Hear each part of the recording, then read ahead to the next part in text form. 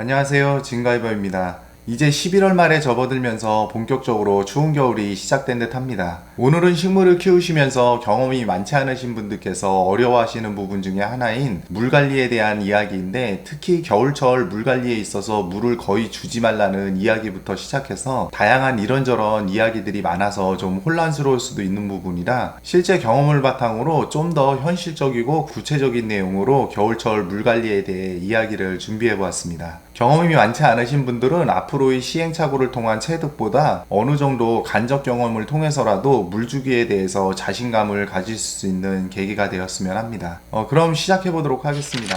우선 물을 주는 방법을 이해하기에 앞서서 꼭 알아두셔야 되는 부분 중에 하나가, 식물에 물을 준다는 것은 단순히 수분을 공급하는 게 아니라는 생각을 항상 갖고 있어야 된다는 것입니다.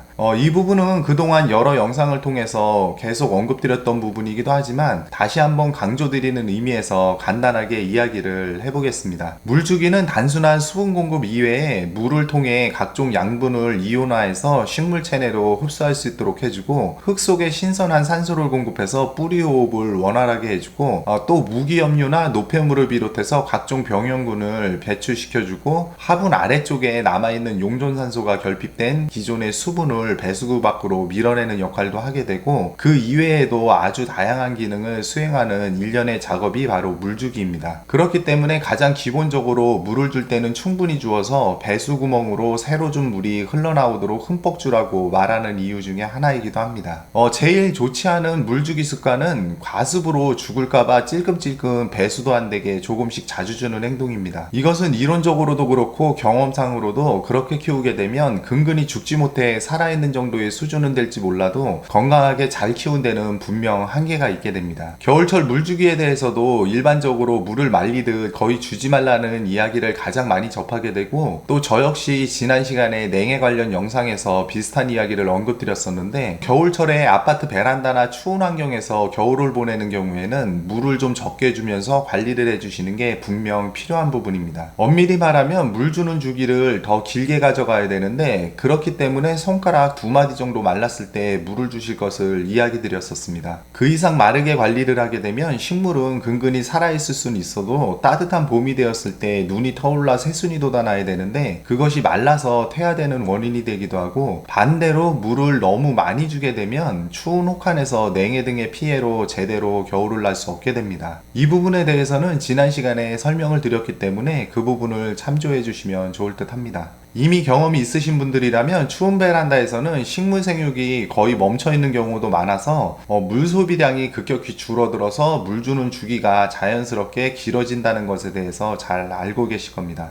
그럼 따뜻한 거실이나 실내 환경에서는 겨울철 물 주기가 어떻게 달라지는지도 궁금하실 텐데, 이 부분이 오늘 영상에서 이야기 드리고 싶은 부분이기도 합니다. 대부분의 실내의 경우 난방을 하게 돼서 따뜻하고 건조한 환경을 유지하게 되는데, 문제가 앞서 언급드린 대로 겨울에 물 주는 주기를 길게 가져가고 물을 적게 줘야 된다는 말만 듣고, 이런 환경에서도 똑같이 적용을 하게 되면 따뜻한 환경에서 정상 생육을 해야 되는 종류들은 문제가 생기게 됩니다. 오히려 생육 환경이나 식물의 풍성도에 따라 물마름이 빠르게 찾아와서 물을 더 자주 주게 되는 경우도 있을 수 있습니다. 그렇기 때문에 이런 따뜻한 실내 환경에서는 겨울이라고 해서 무조건 물을 적게 주어서는 안 되고, 차라리 계절적 요인을 거의 반영하지 않은 편이 더 나을 수도 있습니다.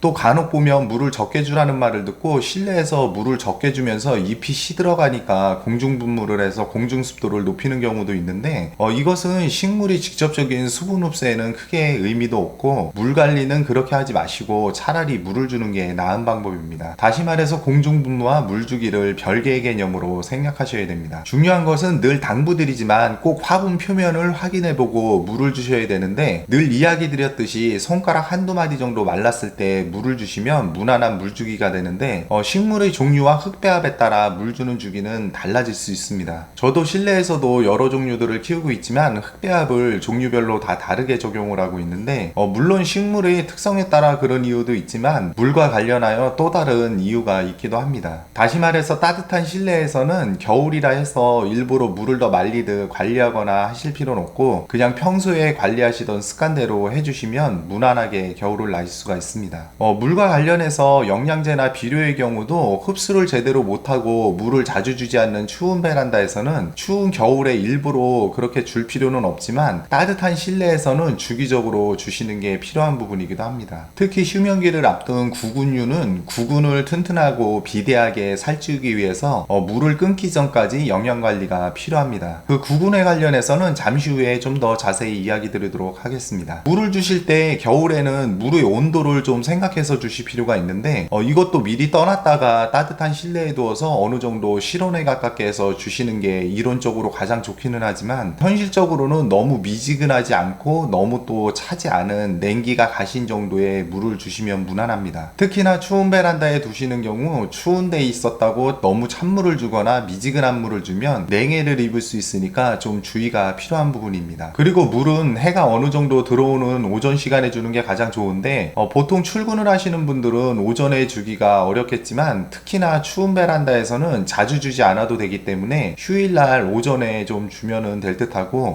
따뜻한 실내 같은 경우에도 오전에 주는 것이 좀 좋기는 한데 부득이한 경우에 저녁에 주셔도 크게 문제는 되지 않습니다. 그리고 물을 주실 때 누가 얼마 만에 한번 물을 준다고 해서 그것을 무조건 따라 하시는 거는 정말 좋지 않은 습관이고 또 해서도 안 되는 행동입니다. 그것은 기본적으로 흙배합과 생육 환경이 다르고 물마름에 영향을 미치는 요인이 너무 많기 때문에 그것은 아무런 의미가 없습니다. 내가 배가 부른데 점심때라고 무조건 점심을 챙겨 먹는 것과 다를 게 없습니다. 단순히 밥을 먹을 때가 됐나 보다 하고 시기를 가늠하기 위해서 참고하시는 것은 몰라도 반드시 물마름을 직접 확인해 보시고 물 주는 주기를 본인 스스로 정하시는 게 물 주기의 제일 중요한 부분이고 이것은 식물의 상태나 계절별로 몇 번 하다 보면 나만의 물 주는 주기가 생기게 됩니다. 참고로 이 물 주는 주기가 달라지는 요인은 계절이 변해서 외부 환경이 바뀐 경우에도 그렇고 식물의 가지치기 등으로 풍성도가 변하는 경우하고 분갈이를 해서 흙배합이 변하는 경우 그리고 식물의 생육 상태가 병충해 등 기타 요인으로 인해서 급변하는 경우에 있을 수가 있습니다.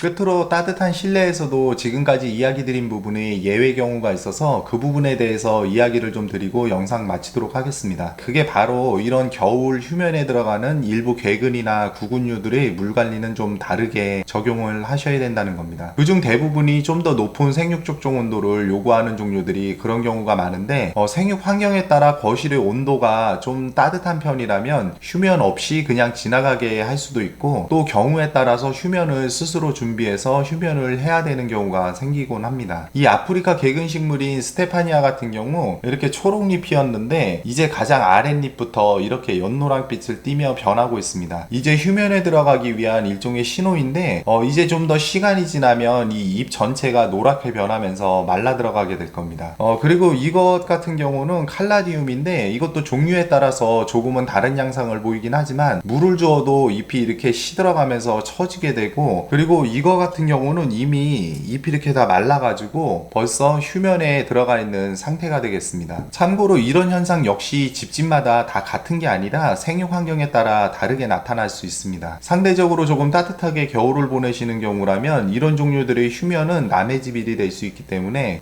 이런 종류를 키우실 때는 식물의 특성을 어느 정도 숙지하시고 관리해 주시는 게 필요하겠습니다. 이때 물 관리는 휴면 기간을 거칠 거라면 잎이 노랗게 변하면서 물을 줘도 계속 하엽이 생기고 물의 소모량도 급격하게 줄어드는 시점에서는 물 주기를 멈추고 그 상태 그대로 물을 말리기 시작합니다. 그리고 구근을 캐서 보관하시든 아니면 그냥 물을 말려서 보관하시든 방법을 선택해 주시면 되는데 참고로 경험상 구근의 크기가 작은 것일수록 캐서 따로 보관하지 않는 것이 좋습니다. 이 칼라디움 같은 경우는 예전에 쇼츠 영상을 통해서 한번 이야기 드린 적이 있는데 스테파니아 같은 경우 캐서 감자처럼 궤근을 따로 보관하셔도 되고 그냥 물만 말리고 화분에 있는 이 상태 그대로 겨울을 보내게 해주셔도 되는데 이때는 무방비로 화분 상태 그대로 절대 너무 추운 곳에 내놓지 마시고 그냥 물만 딱 끊고 두시면 되겠습니다. 이때도 주의하실 점이 구근이나 궤근을 캐지 않고 그냥 화분에서 겨울을 날 경우에 중간에 휴면 기간 동안 물을 절대 주시면 안 됩니다. 간혹 어떤 분들은 이런 칼라디움을 중간에 물을 한 번씩 주라 그러는데 그렇게 관리하게 되면은 이 휴면의 의미가 없어집니다. 그리고 물을 주는 시점은 종류에 따라서 휴면이 끝난 시점에서 물을 주시면은 다시 새순이 돋아나면서 정상적으로 생육을 이어나가게 됩니다. 그리고 따뜻한 실내에서도 거실 바닥에다가 화분을 놓을 경우에 바닥에 그냥 놓게 되면은 이 화분 밑에서 온기가 바로 전달되기 때문에 식물이 물마름이 균형적으로 이루어지지 않아서 생육에 별로 좋지 않은 영향을 미치기 때문에 이건 역시 추운 베란다에 놓으실 때와 마찬가지로 화분 받침이라든가 아니면 선반에다가 화분을 올려서 관리해 주시는 게 따뜻한 실내에서도 필요하겠습니다.